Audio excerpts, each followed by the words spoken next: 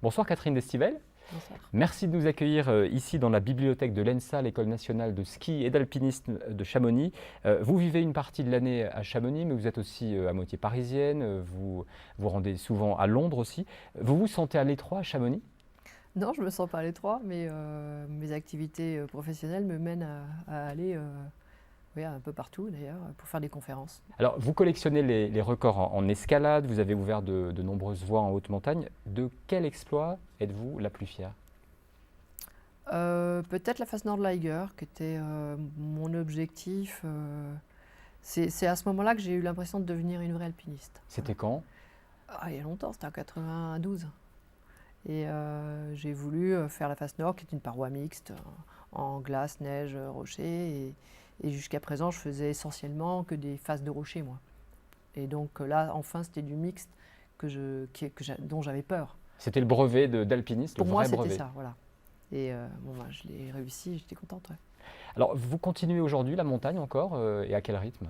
Je continue la montagne, à quel rythme pendant mes vacances et pendant les week-ends, quand je peux, car les éditions me prennent beaucoup de temps.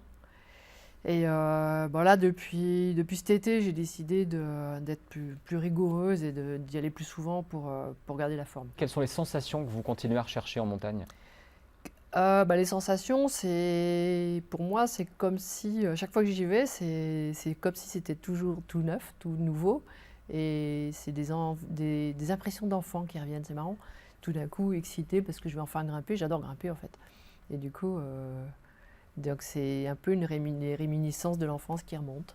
C'est plutôt sympa. On vous présente comme l'une des plus grandes alpinistes. Vous êtes donc aussi désormais, et vous avez commencé à nous en parler, patronne d'une maison d'édition. Comment ça s'est passé? Les bouquins vous ont toujours accompagné, mais de là à passer de l'autre côté, d'éditer ses propres livres, comment ça s'est passé? Un peu par hasard. Un peu par hasard. Au début, c'est un ami qui m'a proposé de monter cette petite boîte pour faire des traductions de livres. Moi, je pensais que je m'en occuperais jamais. Je lui ai dit, si tu veux, moi, ça m'intéresse parce que j'aime bien lire. Et donc, c'est parti comme ça. Puis bon, il était occupé autre part à travailler pas mal. Donc, une maison d'édition, quand on s'en occupe pas, ça marche pas. Puis C'est difficile justement? c'est super dur. C'est plus dur de gravir les plus hauts sommets? C'est différent. C'est différent. C'est déjà un travail derrière un ordi. Et donc, c'est pas facile de travailler aussi avec des auteurs, avec des illustrateurs. Alors c'est vous qui choisissez les auteurs, les illustrateurs? Oui, oui, oui. Alors les auteurs, parfois ils viennent me proposer des choses, parfois je vais les chercher. Et du coup, Selon quels critères? selon critères, on se connaît tous dans le milieu. Il y a des gens qui écrivent, il n'y en a quand même pas 36 000. Donc par exemple, Gilles Modica, je suis allée le chercher pour écrire la saga des inventions en alpinisme et toute l'histoire du matériel. C'est un historien qui écrit bien, il a une belle plume. Et je me suis dit, lui, forcément, ça va. En plus, je pensais que ça allait l'intéresser. Effectivement, il l'a fait. Alors vous êtes une vraie boulimique d'expériences nouvelles. Vous animez aussi des conférences dans les entreprises. C'est quoi le rapport entre l'alpiniste et le chef d'entreprise? En fait, c'est entreprendre. Il n'y a pas beaucoup de différence. On entreprend quelque chose et on a envie de le réussir.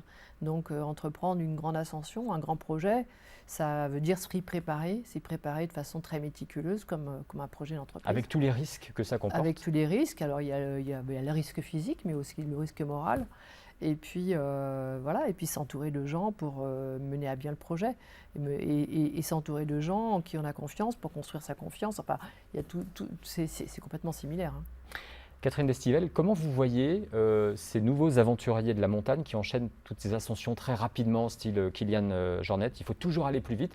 C'est quelque chose, vous, qui vous aurait intéressé? Toujours aller plus vite, non, parce qu'il faut savoir le faire.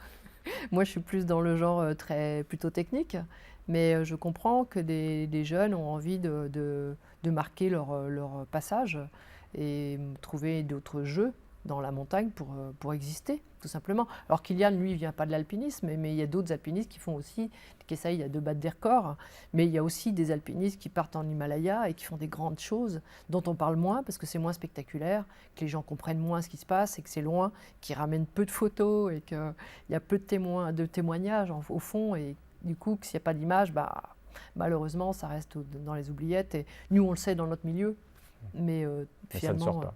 ça ne sort pas. Vous êtes une femme de défi. C'est quoi votre prochain défi? Mon prochain défi, j'aimerais bien que ça marche là, mes éditions. La maison d'édition. Ouais, je suis à fond là-dessus, moi. Ouais, c'est ça qui, bon, pour le moment, c'est ça qui me plaît. Puis faut pas lâcher, quoi. Faut rien lâcher. Et, et donc, ouais, j'aimerais bien que ça marche. Pour déjà me faire aider, parce que là, je me sens un peu seule et me faire aider, me faire ouais, épauler, parce que là, les finances, c'est toujours juste. Et voilà. Merci en tout cas Catherine Destivelle, merci de nous avoir accueillis ici donc à l'ENSA, l'École nationale de ski. Enfin, remercier l'ENSA. Et on remercie l'ENSA. Merci, merci beaucoup. Merci.